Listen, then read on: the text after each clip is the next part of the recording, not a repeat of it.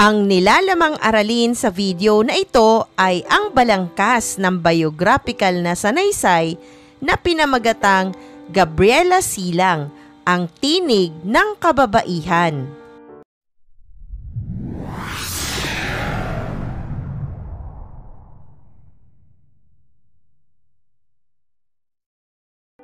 Narito na ang mga kailangang itala sa pagsulat ng balangkas.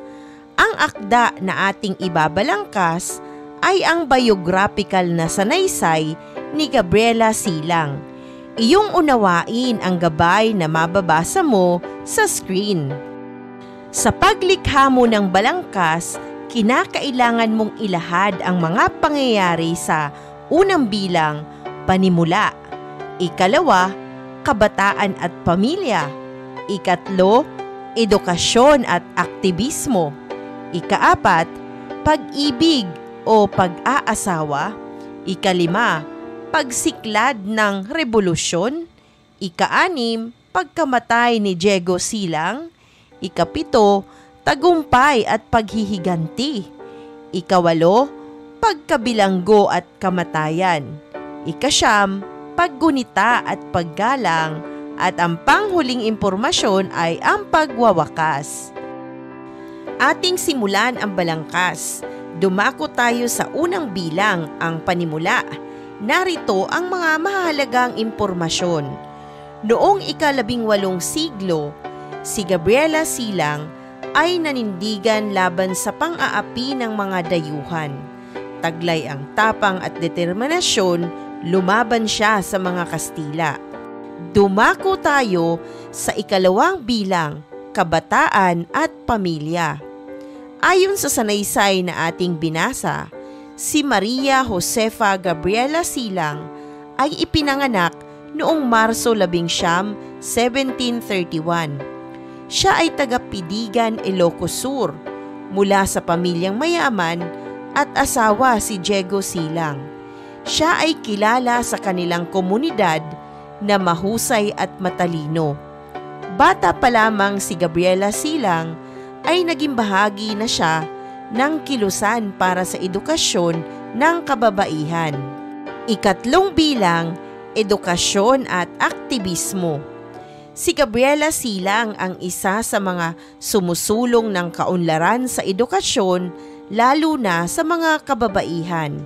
Ang pang-aapi ng mga Kastila sa kanyang komunidad at pagpaslang sa kanyang asawa na si Diego Silang ay nagdulot ng pag-aalsa. Itinaguyod niya ang revolusyonaryo. Sa ikaapat na bilang, pag-ibig at pag-aasawa. Naunang ipinakasal si Gabriela na labag sa kanyang kalooban noong siya ay menor de edad pa lamang. Ito ay sa kagustuhan ng kanyang ama.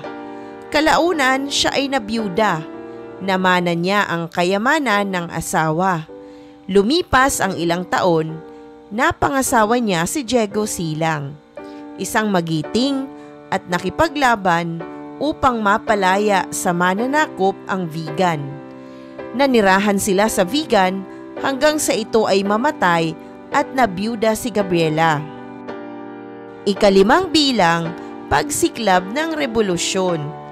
Dahil sa hindi makatarungang pagkamatay ng kanyang asawa na si Diego Silang at patuloy na pang-aapi ng mga Kastila sa kanyang komunidad, ipinagpatuloy niyang pamunuan ang rebolusyon na nasimula ng kanyang asawa sa kabila ng kanyang pagluluksa. Siya ay nagtala ng kanyang matapang na pamumuno sa mga labanang militar na nagdulot ng ilang tagumpay. Ika-6 na bilang sa ating balangkas, pagkamatay ni Diego Silang. Si Diego Silang ay matapang na nakipaglaban sa mga Kastila. Sinusulong niya ang pagkakaisa para sa kalayaan. Nakapagtatag siya ng hukbo. Dahil sa kanilang pangkat, napalaya niya mula sa mga dayuhan ang Vigan.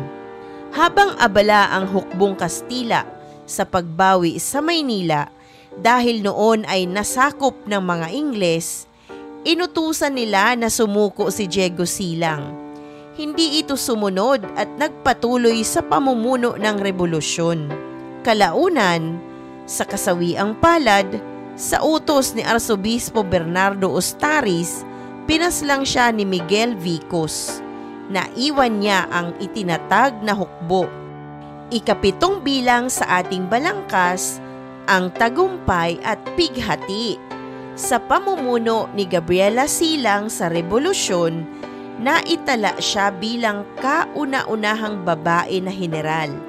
Matagumpay niyang naitaguyod ang kilusang revolusyonaryo. Nagtagumpay sa ilang labanan sa Ilocos. Bagamat siya ay nagdadalamhati sa pagkamatay ng kanyang asawa na si Diego Silang.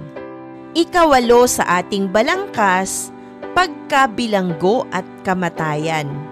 Nagpatuloy ang pakikibaka ni Gabriela Silang.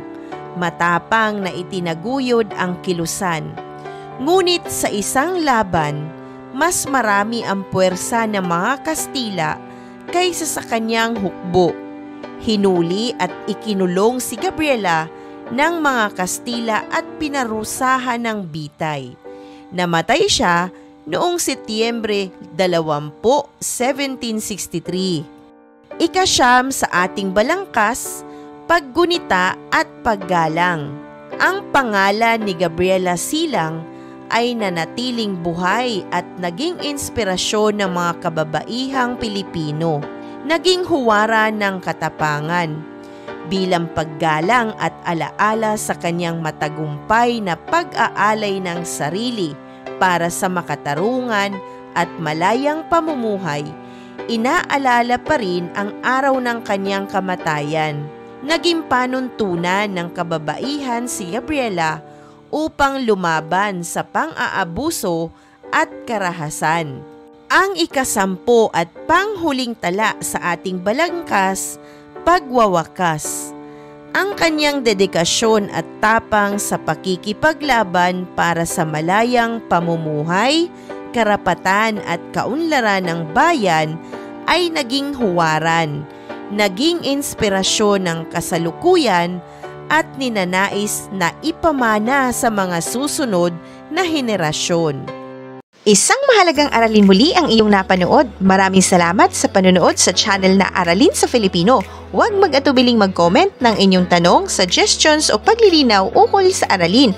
Munting kahilingan sa iyong kaibigan, paki-like, share and subscribe para updated ka sa mga susunod pang bagong video ng Aralin mo sa Filipino.